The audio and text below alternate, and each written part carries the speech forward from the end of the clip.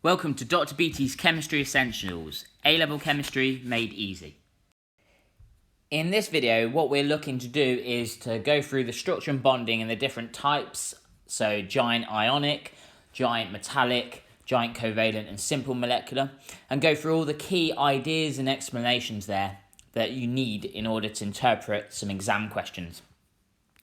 With all of this, it's going to link to a following video, which will be looking at the melting points across periods 2 and 3. And you need to have this solid understanding before we can actually tackle that. Now, hopefully you're all familiar with the periodic table and the fact that we can split the periodic table into two distinct areas. One area where we've got metals and the other area where we've got non-metals. And obviously the mode of what we call bonding that a chemical substance has depends on what different types of these are involved. So if it's metals on their own, they do metallic bonding. If it's non-metals on their own, they do covalent bonding. And if you combine a metal with a non-metal, then you get ionic bonding. Now within these, covalent bonding, we can have both giant covalent structures and simple molecular structures. So this kind of gives us an overview of bonding, and also we're dipping into structure here. So when looking at the idea of structure and bonding, we have three columns that we need to be able to know about and also link together. So we've got structure, we've got the forces and bonding, and particles. And so, depending on what particles are your subunits or your building blocks, they are linked together by forces or bonding, and then that forces and bonding influences the structure. So we can think of this as a movement of concepts moving from right to left.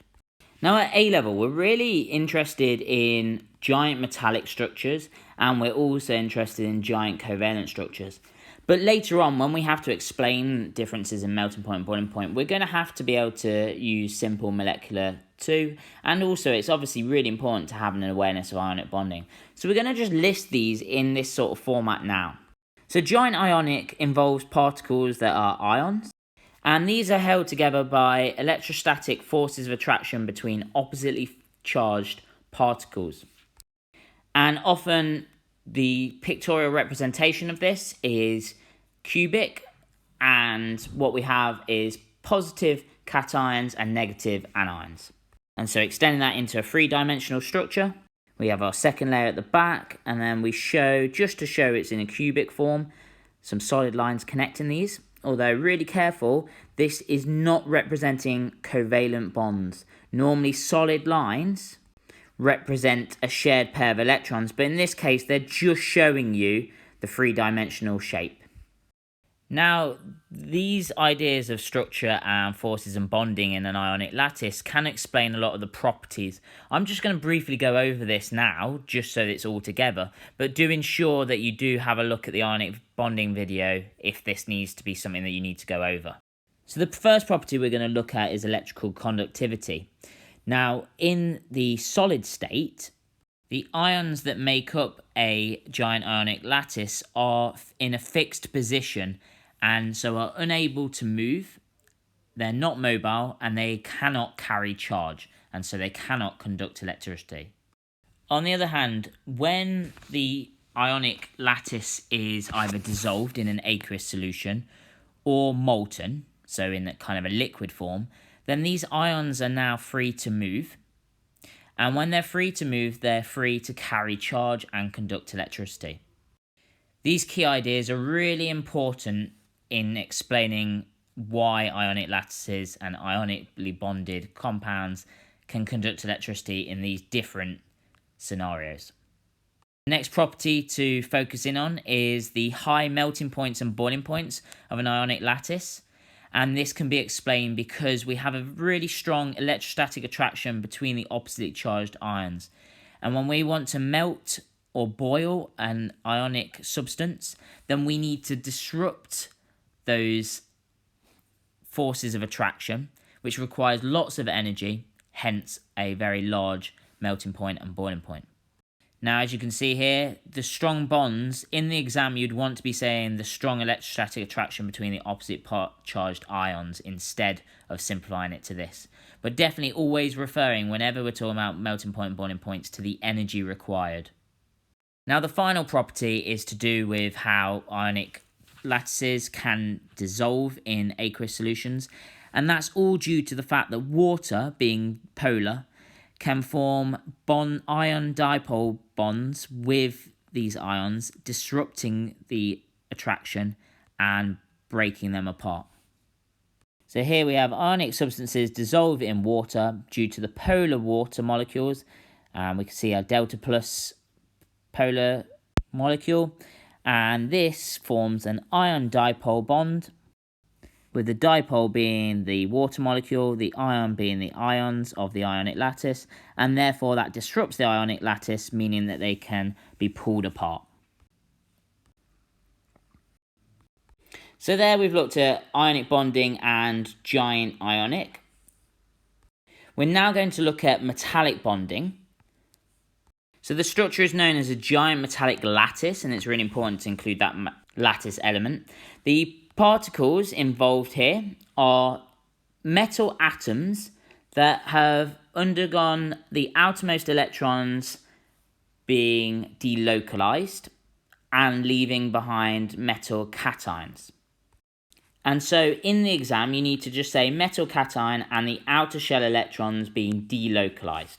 An example of this is magnesium.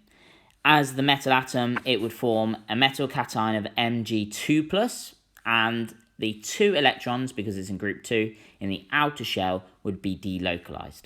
As you can see in this diagram here, these electrons seem to be, because this is a 2D static image next to the magnesium 2+, but they're free to move, they're mobile to move and carry charge.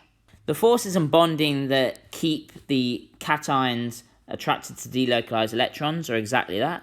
They're an electrostatic attraction of the delocalized electrons to the metal cations. And it's important because this idea, these concepts can explain some of the properties involved in metallic bonding. So first and foremost, the conductivity of metals. We know that they're good conductors of electricity, and this can be attributed to the fact that the delocalized electrons can carry charge because they're mobile and free to move. They also have high melting points and boiling points because there's a strong electrostatic attraction of these delocalized electrons to metal cations. And importantly, the greater the charge on the metal cation means the stronger the electrostatic force of attraction between that and the delocalized electrons, and therefore we have a higher melting point or boiling point. So for example, Mg2+ here has 2 delocalized electrons per atom, so it has a higher melting point and boiling point than sodium plus, which only has 1. And following on from this argument, aluminium 3+ would have an even greater melting point because there is more delocalized electrons per atom. Other properties that you need to be aware of for giant metallic structures are that they are insoluble because of the strength of these metallic bonds, and also that their ability to be shaped, because there's no specific bonds holding the structure together, then they are malleable, so they can be shaped, and they're ductile.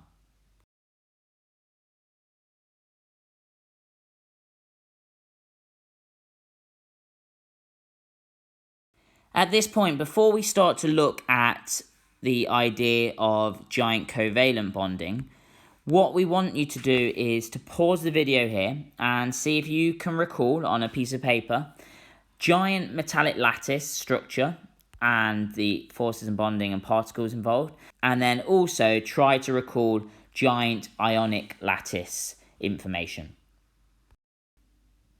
Okay, so I hope that you've practiced recalling that information. It's going to be really key for the exam to know these key pieces of information, which really aren't much different from the knowledge at GCSE. But now we're going to look at giant covalent. And examples of these giant covalent lattices that you need to know about are carbon-based, graphite, diamond, and graphene, and then also silicon dioxide. What you'll notice is both of these examples of carbon and silicon are group 4, and they're called group 4 macromolecules. So you should know from GCSE the types of structures that these lattices adopt. And if not, I'm just going to do a few sketches of these structures just to remind you with some key features. So here we have the first iteration of diamond. Each of these spheres is representing a carbon atom, and each carbon atom has a tetrahedral structure, so it's bonded to 4 other carbon atoms, and then this pattern repeats in 3 dimension. Now, in between each of these carbon atoms, each of these solid lines is representing a covalent bond, and actually, the forces and bonding and the particles involved in all of these giant ionic lattices are singular atoms, and the forces and bonding that are holding them between them is strong networks of covalent bonds. Silicon dioxide is exactly the same as diamond in terms of its tetrahedral structure, but this time this black blob is representing the silicon, and the 2 red blobs are our oxygen molecules. This itself unit keeps repeating in terms of networks of atoms, and this goes forth in 3 dimensions. And for both diamond and silicon dioxide, we can attribute the structure and the forces to their properties. So the list of the properties for diamond and silicon dioxide are firstly that they both share a very high melting point. And we can explain this by the fact that we've got really strong covalent bonds holding these network of atoms together. So in order to melt something, we need to disrupt these bonds and put a lot of energy into them. And because they're really strong, that's very unlikely to happen. So we need vast amounts of energy. Another property that also lends itself to these strong covalent bonds is that they're both hard. Also, both diamond and silicon dioxide do not conduct electricity. And this is because each of the atoms has a maximum, all of its electrons are involved in covalent bonds. And so there are no delocalized electrons to carry charge. Obviously, they're made of atoms, so these are neutral, and these are not able to carry charge either. And so these are 2 examples of macromolecules that are giant covalent lattices and their properties. Now, graphite and graphene are slightly different. They still are made up of atoms, and they're still made up of strong covalent bonds in a network. However, there's something a bit different about their structure that means that they have slightly different properties to those listed for diamond and silicon dioxide. So first of all, we're going to start by looking at the structure of graphene. So you can see here we've got graphene. It's hexagonal, it's just 1 layer, and each of these little spheres, crudely drawn, are representing carbon atoms. Now, if we take one of the carbon atoms within our structure, you can see that this carbon atom here only forms 3 covalent bonds to adjacent carbon atoms. Now, carbon is in group 4 of the periodic table, so it should form 4 bonds. It only forms 3 here, so each carbon has an available delocalized electron. So this is very different to diamond, because a carbon atom in diamond will form 4 covalent bonds to other adjacent carbon atoms. And so it cannot conduct electricity because there is no delocalized electrons, because there's 4 bonded electrons. So graphene can. Graphite is just multiple hexagon layers on top of each other. So I'm just going to draw another layer underneath this graphene layer to make it graphite. And so there is still this network of atoms bonded by strong covalent bonds, but between the layers there are no covalent bonds. Instead, there are the induced dipole-dipole forces, or the London forces, or if you're doing AQA, the van der Waals forces. These occur between these 2 layers of hexagon carbon atoms. So these dashed blue lines are representing those intermolecular forces, or London forces at A level, and these are incredibly weak compared to the incredibly strong covalent solid lines here. What that means is there's slightly different properties here. So first of all, the weak forces between the layers means that these are easily broken, and so the layers can slide, so it's a good lubricant. Going back to this idea of the one delocalized electron, that means that within this structure there is a delocalized electron that can carry charge. So both graphite and the one layer of graphene are good conductors of electricity. And also they have a very high melting point, much the same as any giant covalent lattice. And that's because when you're actually melting this structure, you have to disrupt these strong covalent bonds. Okay, so even though we've got weak intermolecular forces here, because we're disrupting the strong covalent bonds when we're melting something, it means that we have a high melting point and boiling point for both graphite and graphene. So this concludes giant covalent lattices. And just to be aware, this happens in group 4 of the periodic table, in carbon and silicon. So be really aware, because when we look at melting points and boiling points in the next video, when we're looking at melting points and boiling points across a period, we need to explain the really high melting point and boiling point for carbon and silicon based on the fact that they possess a giant covalent lattice. So having looked at giant covalent, we're now going to look at simple molecular. And simple molecular concerns itself with group 5, 6 and 7 elements, whereas giant covalent lattices were group 4. So the structure here is simple molecular, and as we've just mentioned, that involves itself for molecules that form from group 5, 6 and 7 elements. And some examples of this are both across period 2 and period 3. So group 5, nitrogen would just be N2.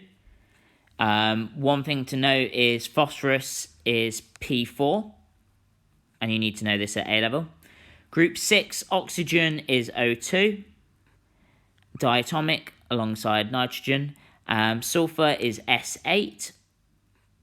And then group 7, we've got all of them being diatomic. So, for example, fluorine, chlorine, bromine, and iodine. Now, a similarity that all these share with giant covalent is the particles they're made of are neutral atoms. Importantly, the bonds between these atoms are very strong covalent bonds. And we call this intramolecular, so within. These are strong, just as strong as our giant covalent. But what's really important, it's the forces between each individual simple molecule that leads to many of its properties. Now, these forces between are known as weak induced dipole-dipole. It's also known as London forces in OCR. You might also hear it heard as van der Waals forces. What's important is that we can use these to explain some of the properties of simple molecular compounds.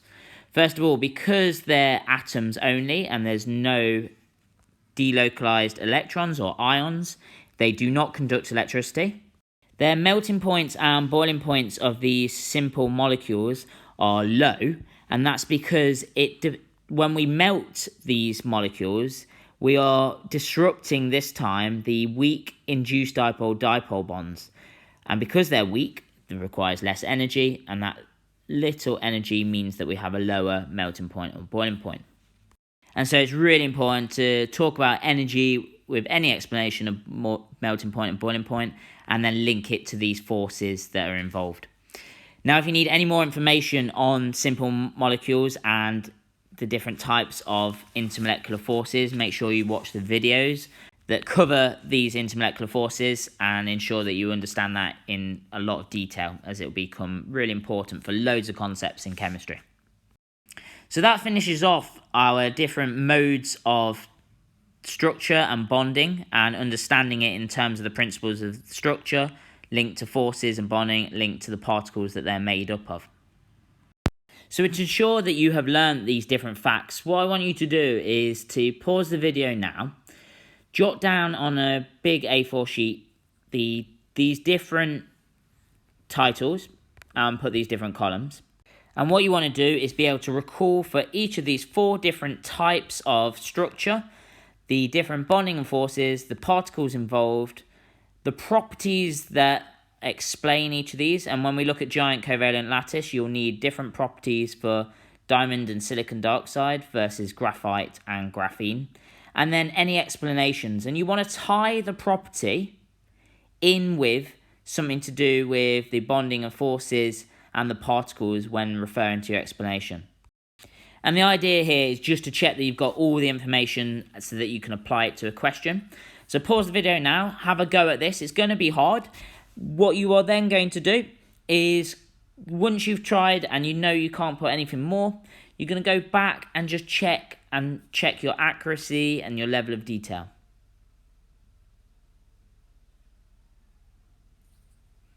Okay. So, before we finish, what I want to do is just take you through a typical exam question for this. This particular exam question has come up once or twice before. It's worth 4 marks, and it requires you to look at some data and to be explaining some of the properties that are there. So pause the video now, have a go at it, and then we'll go through the answer.